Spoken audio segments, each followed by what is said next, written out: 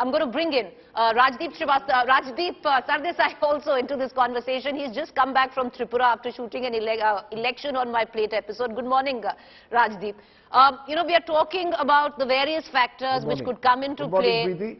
Good morning, Rajdeep. Which could come into play where Tripura going to vote is concerned. Fascinating election. From 2%, the BJP rises to 44%. Congress from 44 falls to 2% in the year 2018. But the political chessboard looks very, very different. There is an ethnic polarization is what most of our reporters who have gone there seem to suggest. You've also been there. Does that mean that, even though the BJP might have an edge, there could be an emergence of a kingmaker? Could it be Pradyut Dev Burman? Could it be the Tripura Mota is the question. Because what the BJP is also doing, Rajdeep, is trying to push that narrative that the Tripura Mota is the team B of the CP, of the left and the Congress. I think there are 3 or 4 factors that will decide this Tripura election. Factor number 1 is to what extent has the anti-incumbency that was there against the Biplab Dev government, the BJP government till last year, been arrested as a result of changing the chief minister. The BJP took this gamble in May last year, removed Biplab Dev, who was powerful, enjoyed the support particularly of Home Minister Amit Shah, and replaced him with a relatively low-profile, non-controversial Dr. Manik Saha. Now, has that to a large extent arrested anti-incumbency? My sense is yes. That has given the BJP a reprieve because there was a lot of anger that was building up against the Biplab Dev government. Factor number 2 and critical, will the Congress and the CPM transfer their votes to each other? You see, the CPM has a solid vote bank of 40%, which we saw even in the last election when they lost. The Congress vote declined substantially, but even that small Congress vote, will it shift to the CPM in constituencies where there are CPM candidates? Remember, the Congress is contesting 13 seats. So is the Congress again the Kamzor Kadi in a way in this alliance? I certainly didn't see any significant presence on the ground of the Congress, both in terms of resources, in terms of feet on the ground, which I saw of the left. The left does have a relatively younger tribal face now in Jiten Chaudhary, who could become chief minister should the alliance actually pull off a comeback victory. So I think the transfer of votes between the CPM and Congress becomes critical. And then the third factor is the Tripura Mota.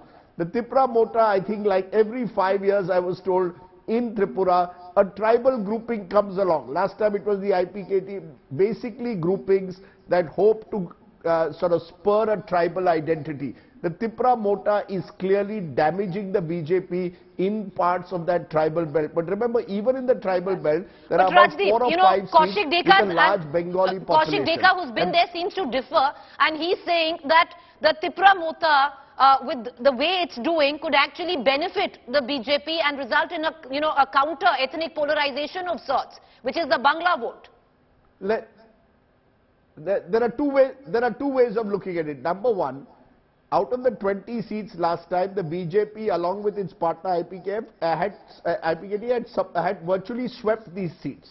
So remember, yes, any decline in the tribal belt, any seats that the Tripura Mota gets comes usually at the cost of the BJP. Yes, the fact that the left, because they are projecting a tribal face in a way without announcing Jiten Chaudhary as the chief minister, would have hoped to make those gains. Those gains possibly will go to the Tripura Mota. So let's assume that the Tripura Mota, which their own sources are saying will get around 10 to 12 seats is what they are hoping for. They are contesting 42.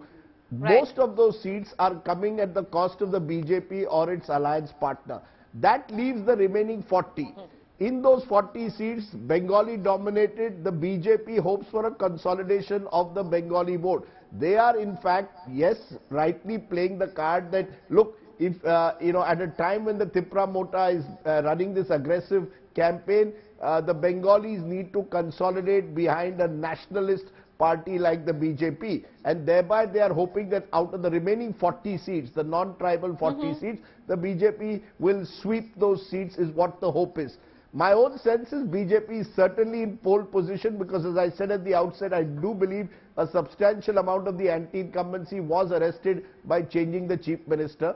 The question is whether that pole position is enough to carry them over 30 or whether they fall just short.